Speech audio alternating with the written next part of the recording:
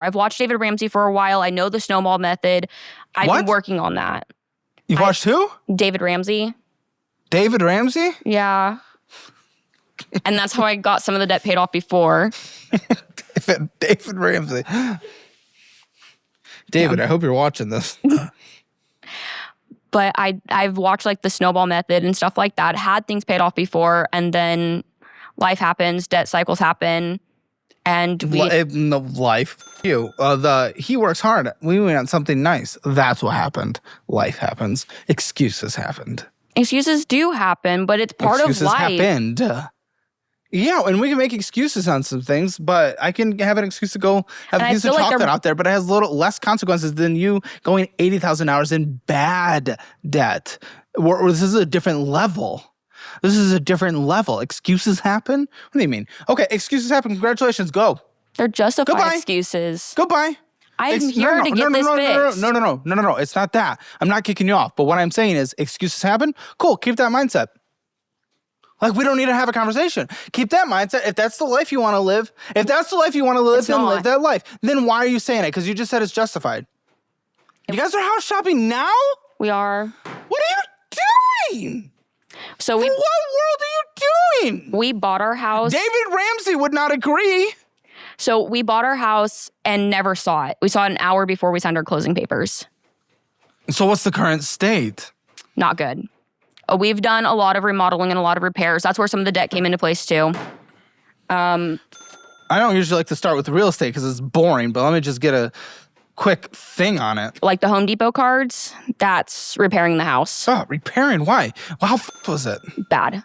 I will never use that inspector again. Unseen, I get it, but why didn't you? Well, I do multiple inspections, so why didn't you? This is such a huge purchase. Okay, we're cutting the address from the video, but what's the address? Okay, what was the purchase price of the house? $144. Okay, how much did you put down? I think it was like 10,000. Okay. I think it was like 5,000 for the down payment, and then like another 5,000 in additional cost. You know, it's only worth $144,000 right now. Says Zillow, which usually overestimates houses. I just got my appraisal papers came in, and they said appraisal through who? Through the county, Lamar County Appraisal District. No, that's his taxes, right? Are you talking about your tax appraisal? Maybe. Nah. That's going to be a different kind of appraisal than you're going to get when it comes to selling a house. Well, the lender also did an appraisal. Okay. Like a virtual appraisal on it. Okay, that also doesn't count. There's going to be an official appraisal that happens. All right? Like the buyer's likely going to request that. Yes. And, the bank, if they're taking out any kind of loan. So they will contract an official appraiser to do it. And it's not a virtual thing. It's not perfect, but whatever. What did you hear? $194. I highly doubt that. Well, so when we bought the house, everything was original from 1981. The internal renovations of houses aren't doing as much these days anymore. It could help a little, but it's really the land. The land. It's on a third of an acre. Well, I know, and we've done a lot of work I'm to seeing the land. The values of it. That's part of the Tractor Supply bill too. Well, I hope so. I hope it's worth that. It sounds excited. Or you sound excitable about it, honestly. Yes. And here's the reality. We're in a buyer's market, not a seller's market. You do not have the say in this. Like, you can market there. That likely being overvalued is actually going to hurt you worse because you're going to get less people making offers, meaning you're going to be on the market longer, meaning psychologically people start seeing something wrong with the house when they see it being on the market for like more than 6 months, and all of a sudden no one's going to be even seeing your house because they're going to see something's wrong with it. This is what happens. My real estate agent already has 3 people interested. Interest is nothing. Interested what? In the house. Like, in what way? In buying it. What? They've seen it. They've toured. They've seen pictures from the outside. And then from what the real estate agent has told them. You're getting ahead of yourself. You're getting ahead of yourself. It's that virtual appraisal. It says, trust me, as someone who's been in the buy-sell game many a times for houses, those little exciting things, I remember being excited about those as well when I did my first. And then I realized it means nothing. Until you get an official appraisal, it doesn't even matter. You don't even know what they might be interested in it. They might be interested in buying it at $150, okay? I might be interested in buying a house across the street. Maybe not at the price they want. That's looking at comparable prices, because there's multiple houses on my street for sale. Yeah. Like if you're on Zillow, I think there's one on like 240. Don't say the Sorry. names. I see the 240. Yeah.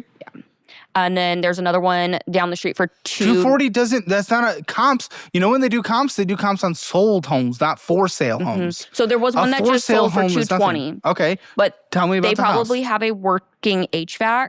And You don't have a working fucking HVAC? No. Okay, then so that's extra one of the things good the luck. inspection didn't call out. They said that it's working. It's not great, but it's not you working. didn't get a specific HVAC inspection done? I didn't know. Oh, people, go through our real estate class, y'all. Go through our real estate class. I really wish And I'd one of done the other more. ones that's worth 230 is like literally 40% larger than your house. So it's actually 50% larger than your house. So that doesn't, it doesn't fully equate to what we're looking at here. Now, it's Texas public record of terms of what the sale price is. We can't see. If you have access to the MLS, that's where you can see the official sales price. But, I don't know, I just think you're a little too ahead of yourself. I'm not... Oh my, you guys put in an offer on a home? So it's a contingent offer. Contingent on? Once our house is in contract, then the seller accepts our offer. Is there a time period? So the seller of the house that we're looking at has to go back to Arizona. Is there a time period between that where it ASAP. avoids that? No. Where it's like, if you don't sell your house by then, fuck you. We're going to try I to find haven't gotten another a deadline buyer. on it. Really? Have you signed the contract? No. Oh.